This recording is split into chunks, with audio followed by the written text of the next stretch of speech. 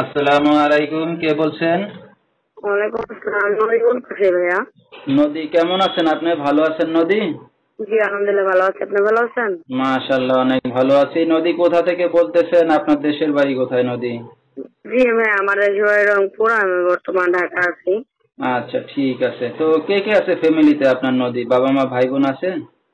জি আমার একটা ছেলে বাবু আছে ছোট, আর আমার আম্মু আছে। পৃথিবীতে আমার কেউ নেই ভাইয়া। আচ্ছা, ঠিক আছে। তো নদী কি করেন আপনি এখন বর্তমানে? আমি বর্তমান টুকটাক কাজ করি, আমার মা বাসায় থাকে, ছেলেরা রাখে। আচ্ছা, ঠিক আছে। তো দর্শক শুনতে থাকুন আজকে নদীর জীবনের গল্পগুলা। নদীর সাথে আপনারা সরাসরি যোগাযোগ করতে পারবেন।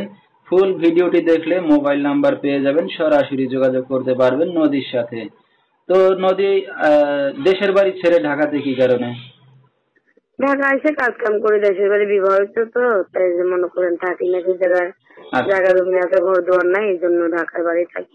ঠিক আছে। তো নদী, আপনার বাবা কোথায়? বাবা নাই, ছোটবেলায় চলে গেছে। আচ্ছা, তো আপনার কোনো ভাই বোনও নাই না? না না। ঠিক আছে। তো নদীর মা কি করে? মা বেকার বাসায় থাকে, ছেলেদের রাখা। আচ্ছা, আপনার সন্তান আছে একটা বললেনই। তো আপনার স্বামী কোথায়? আমি ডিভোর্স দিছি। ঠিক আছে, ডিভোর্স ছাড়াছাড়ি হয়ে গেছে। তো লেখাপড়া কত দূর করছেন নদী আপনি? লেখাপড়া করছি, নাম ঠিকানা জানি, এমন নিজের ব্যবস্থা করতে পারবো অবশ্যই। ঠিক আছে। তো নদীর বিয়ে শাদীটা কে দিছিল আপনাকে? আপনার মা দিছিল না আপনি নিজে করছিলেন? না না, আমরা গরিব ছিল তো, এই জন্য মনে করেন দেখে শুনে বিয়া দিচ্ছিল। ছেলে ভালো না, নেশা পানি করে তো, যে জন্যই তালাক দিচ্ছে। কতদিন ধরে একা আছেন আপনি? এই তো ছেলে যখন পেটে পেটেই তালাক হয়েছে।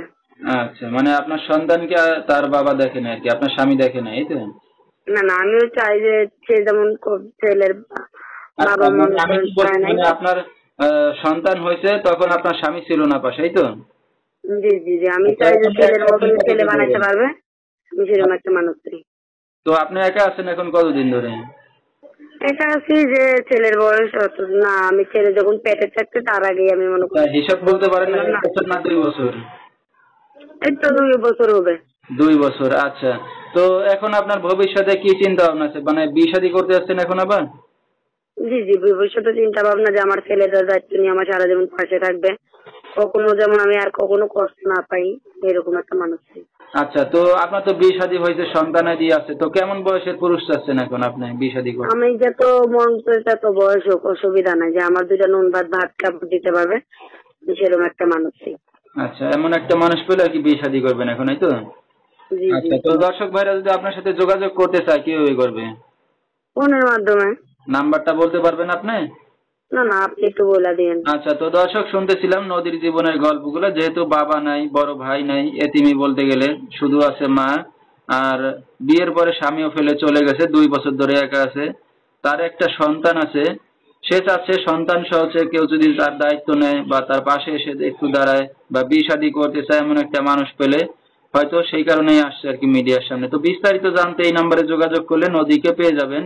01764470079, এই নাম্বারটাই হলো নদীর। তো নদী, আহ আমরা অনুষ্ঠানের একবারে শেষ পর্যায়ে কিছু বলার আছে আপনারা? না না, আর কিছু বলার নেই। আচ্ছা, তো দর্শক বিস্তারিত জানতে সরাসরি